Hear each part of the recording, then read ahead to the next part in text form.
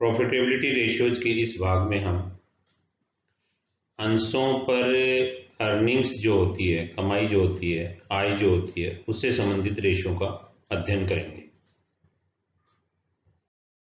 अंशों पर अर्जित लाभदायकता को व्यक्त करने वाले अनुपातों में जो सबसे महत्वपूर्ण अनुपात है वो प्रति अंश अर्जन, अर्निंग पर शेयर, ईपीएस, जिसको शॉर्ट में ईपीएस के नाम से भी जानते हैं। ये रेशियो सामान्यतः जब कैलकुलेट किया जाता है तो इसमें जो अर्निंग्स लेते हैं वो net profit after interest and tax लेने के बाद उसमें से प्रेफरेंस डिविडेंड और घटा देते हैं। यानी इक्विटी शेयर होल्डर्स के लिए जो लाभों का जो हिस्सा होता है वो सामान्यतः ब्याज चुकाने के बाद, कर चुकाने के बाद और पूर्वाधिकार अंश लाभांश चुकाने के बाद जो लाभ बचते हैं उन पर उनका अधिकार माना जाता है। तो ये net profit after tax, interest and tax and preference dividend जो होगा उसमें जितने अंश हैं, नंबर ऑफ इक्विटी शेयर्स का भाग देंगे तो अर्निंग पर शेयर की कैलकुलेशन आ जाएगी, ईपीएस। तो सामान्यतः ईपीएस से अर्निंग पर शेयर के नाम से इसको जाना जाता है, ईपीएस के नाम से अर्निंग पर शेयर। ये अनुपात जितना अधिक होगा व्यवसाय उतना ही कुशल माना जाता है और दूसरी तरफ ये उतना ही बाजार में साधारण अंशों का मूल्य अधिक होगा। संस्था उतनी ही सरलता से अतिरिक्त पूंजी की व्यवस्था कर सकेगी और यदि ये अनुपात कम होगा, अर्निंग पर शेयर कम होगी, तो ये संस्था की अच्छी वित्तीय स्थिति, अच्छी अर्निंग कैपेसिटी का सूचक नहीं होगी।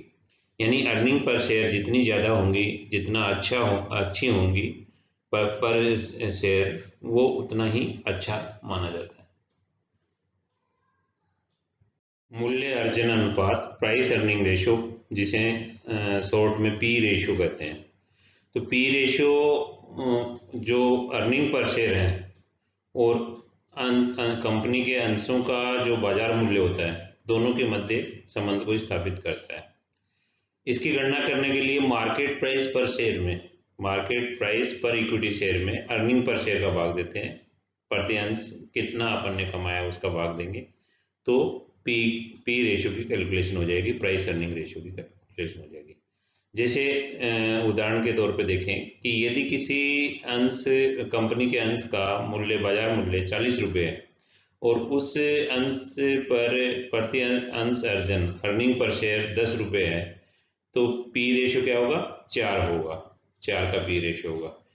इस रेशियो को अगर व्युत्क्रम के रूप में, रेसिप्रोकल के रूप में परिवर्तित कर दें, यानी कि अर्निंग पर शेयर में मार्केट प्राइस पर शेयर का भाग दे दें और 100 से मल्टीप्लाई कर दें, तो ये परसेंटेज में ये व्यक्त करेगा कि जो बाजार मूल्य है, उस अंश का जो बाजार मूल्य पर अपन कितना प्रतिशत कमा रहे हैं। यानी जैसे मान लीजिए अभी इसी उदाहरण में देखें तो 40 रुपये के मार्केट वैल्यू पे अपन 10 रुपये की अर्निंग्स ले रहे हैं, यानी कि 25% की आय अपने को, जिसको अर्निंग यील्ड कहते हैं, प्राप्त हो रही है। मूल्य अर्जन अनुपात, earning per share ratio, P ratio, जो है संस्था की प्रतिधारित आय के संबंध में उसकी नीति को और बाजार मूल्य के संस्था की वित्तीय सुदृढ़ता को व्यक्त करता है। पी रेशियो जितना ज़्यादा होगा, मतलब पी रेशियो अगर ज़्यादा है, प्राइस अर्निंग रेशियो, तो इसका मतलब ये हुआ कि उस कंपनी के शेयर्स का मूल्य बाजार में ज़्यादा है, जो कि मतलब अत्यधिक ऊंचा मूल्य है उसका। और पी रेशियो जितना कम होगा, पी रेशियो अगर कम है तो ऐसी कंपनी के जो मार्केट में वैल्यूएशन मिल रहा है वो कम मिल रहा है। और ऐसी स्थिति में यदि कोई नया निवेशक है और वो अंशों में निवेश करना चाहता है, तो सामान्यतः क्या करता है कि जिन कंपनियों के PE ratio, price earning ratio कम है, उन कंपनियों में निवेश करना उसके ज़्यादा हित में होता है, क्योंकि अर्निंग्स को मार्केट ने कितना मल्टीप्लाई किया। सामान्यतः ये मानते हैं कि 10 का पीई होना चाहिए। तो यानी कि यदि किसी अंश पर अपन 10 रुपये कमा रहे हैं तो उसकी मार्केट वैल्यू। अगला अनुपात है प्रति अंश लाभांश यानी डिविडेंड पर शेयर। जिस प्रकार अर्निंग पर शेयर होता है, एक अंश पर अपन ने कितना रुपया कमाया, वो अर्निंग पर शेयर में आ जाता है। तो एक अंश पर अपन ने कितना डिविडेंड पे किया है, यानी जो अर्निंग्स अपन ने अर्जित की हैं उनमें से कितना डिविडेंड के रूप में बांट दिया। कुछ कंपनियां डिविडेंड के रूप में पूरा का पूरा बांट देती है, कुछ कंपनियों की पॉलिसी ऐसी होती है कि वो एक निश्चित रेशियो के हिसाब से उस हिसाब से पूरा न बांट के कुछ रोक लेती हैं। और कुछ ऐसी भी कंपनियां होती हैं जो अर्निंग्स तो उनकी अच्छी हैं, किंतु वो सारे लाभों का भविष्य के लिए संचित कर लेती हैं, डिविडेंड के रूप में नहीं बांटती हैं।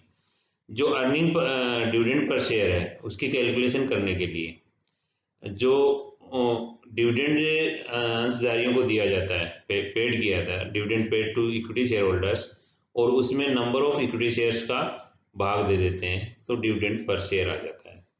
यह अनुपात ये बताता है कि समता अंशधारियों को वास्तव में लाभांश के रूप में कितनी राशि प्रति अंश वितरित की गई है। यह अनुपात जितना अधिक होगा उतना ही समता अंशधारियों के लिए अच्छा माना जाता है।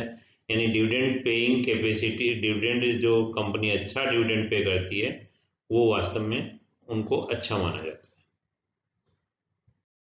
लाभांश भुगतान अनुपात डिविडेंड पे आउट रेशियो ये बताता है कि एक किसी संस्था ने जो लाभांश अर्जित किए, अर्निंग्स जो लाभांश अर्जित किए उनमें जो लाभ अर्जित किए उनमें से कितना लाभ लाभांश के रूप में बांट दिया, उसी को ये परसेंटेज में व्यक्त करता है, जिसे पे आउट रेशियो कहते हैं। यह अनुपात ये बताता है कि संस्था में प्रति अंश कितना लाभ कमाया जाता है और कितना वास्तव में लाभांश के रूप में भुगतान दे दिया जाता है। तो dividend per share upon earning per share into 100, ये इसका गणना सूत्र होगा, कंप्यूटेशन फॉर्मूला होगा। उदाहरण के लिए मान लीजिए किसी कंपनी की अर्निंग पर शेयर 10 रुपये है और उसने 10 रुपये में से 6 रुपये का पेमेंट डिविडेंड के रूप में कर दिया, यानी 4 रुपये को तो रोक लिया भविष्य के लिए और 6 रुपये का प्रति अंश के हिसाब से उसने पेमेंट कर दिया। तो पे आउट रेशियो जो कंपनी का होगा वो 6 रुपये डिविडेंड पर शेयर है, उसमें अर्निंग पर शेयर 10 रुपये का भाग देके 100 से मल्टीप्लाई करेंगे, यानी 60% पे आउट है। यानी कंपनी की पॉलिसी, कंपनी ने कितना पे आउट किया, 60% पे आउट कर दिया, जितना कमाया उसका 60% अंशधारियों को लाभांश के रूप में दे दिया। ये यदि इस अनुपात को 100 में से घटाया जाए तो हमें ये ज्ञात हो जाएगा कि व्यवसाय में प्रबंधन ने अर्जित लाभों का कितना हिस्सा रिटेन प्रॉफिट के रूप में रखा है। यानी कि जो अभी जिस उदाहरण में अपन देख रहे हैं कि 10 रुपये की अर्निंग्स हुई, 6 रुपये डिविडेंड के रूप में चुका दिया, तो 10 रुपये में से 6 रुपये घटा देंगे तो 4 रुपये जो है वो रिटेन प्रॉफिट है, प्रॉफिट को रोक लिया गया भविष्य के लिए। ये अनुपात ये बताता है कि प्रति अंश वास्तविक अर्जन में से प्रति अंश लाभांश के रूप में कितना भुगतान कर दिया, वास्तव में कितना पेमेंट डिविडेंड के रूप में किया गया है। जिस प्रकार अपन ने P ratio, price earning ratio में मार्केट प्राइस और अर्निंग्स को का रिलेशनशिप देखी थी, उसके आधार पे अपन ने पी रेशियो कैलकुलेट किया था। तो यहाँ ये देखेंगे कि जो मार्केट प्राइस है और डिविडेंड जो पर शेयर चुकाया जाता है, इन दोनों की रिलेशनशिप डिविडेंड यील्ड रेशियो में देखेंगे, जिसमें डिविडेंड पर शेयर में मार्केट प्राइस का भाग देते हैं। यानी कि अगर किसी कंपनी की मार्केट प्राइस 100 रुपये है तो डिविडेंड के रूप में उसको कितनी अर्निंग्स हो रही हैं। मतलब एक इन्वेस्टर किसी कंपनी के अंश मान लीजिए 100 रुपये में खरीदता है और उस कंपनी में डिविडेंड, उस अंश पर डिविडेंड मान लीजिए 15 रुपये का दिया जाता है, तो ऐसी स्थिति में उसकी dividend yield ratio DPS, dividend per share है 15 रुपये, मार्केट प्राइस 100 रुपये और 100 से मल्टीप्लाई कर देंगे तो 15% आ गया डिविडेंड यील्ड रेशियो, यानी कि डिविडेंड यील्ड उसका 15% है। ये रेशियो, डिविडेंड यील्ड रेशियो जितना ज्यादा होगा, एक नया निवेशक उस कंपनी में उतना ही ज्यादा इंटरेस्ट लेगा, उसमें उसको निवेशित करना चाहेगा, क्योंकि डिविडेंड के रूप में उसको एक अर्निंग्स की प्राप्ति होती है जिसको वो ध्यान में रखेगा। यदि डिविडेंड यील्ड रेशियो कम है तो ऐसी स्थिति में एक निवेशक है वो अपना पैसा ऐसी कंपनी में नहीं लगाना चाहता, क्योंकि सामान्यतः क्या होता है कि व्यक्ति ये चाहता है कि ये डिविडेंड के रूप में उसको किसी कंपनी में अगर पैसा विनियोजित करें तो डिविडेंड के रूप में भी उसको आय अर्जित होनी चाहिए, और वो हाईली डिविडेंड पेइंग कंपनीज हैं उनका सिलेक्शन करेगा ताकि वो ऐसी कंपनियों में उसको एक निश्चित आय प्राप्त होती रहे। Reserve to equity capital ratio reserve और इक्विटी कैपिटल के मध्य संबंध को प्रदर्शित करता है। इसमें यह अनुपात ये संस्था की लाभ वितरण नीति है उसकी जानकारी प्रदान करता है, यानी कि संस्था ने जो जितना लाभ कमाया है उनमें से रिजर्व के रूप में कितना रोक लिया, जो रिजर्व के रूप में जो रोका उसी से जो लाभ रोक लिया वो संस्था की वित्तीय स्थिति को सुदृढ़ करता है, क्योंकि भविष्य में वो रिजर्व के रूप में उसके पास रोके हुए लाभ काम में आते हैं। तो ये जो reserve to equity share capital ratio जितना ज़्यादा होगा संस्था की वित्तीय स्थिति उतनी ही सुदृढ़ मानी जाएगी, और संस्था उस कंपनी के समता अंशों का जो इक्विटी शेयर्स हैं उनका उनकी बुक वैल्यू उतनी ही ज़्यादा होगी, क्योंकि रिजर्व से उसकी बुक वैल्यू बढ़ेगी। किंतु अगर इसको दूसरे रूप में देखें तो ये उनकी जो लाभांश की जो पॉलिसी है वो कंजर्वेटिव है, रूढ़िवादी है, यानी कि वो कम चुकाना चाहते हैं, जो लाभ कमाया है उसमें से कम हिस्सा अंशधारियों को चुकाना चाहते हैं, और ज़्यादा से ज़्यादा रोकने की उनकी नीति होती है, तभी रिजर्व ज़्यादा होंगे, ये रेशियो ज़्यादा होगा। ये रेशियो कम है इसका मतलब कंपनी अपने लाभों को ज़्यादा नहीं रोकती और वो उनको अंशधारियों में बांटना ज़्यादा उचित समझती है, तो ऐसी लाभांश नीति उसकी मानी जाती है। धन्यवाद।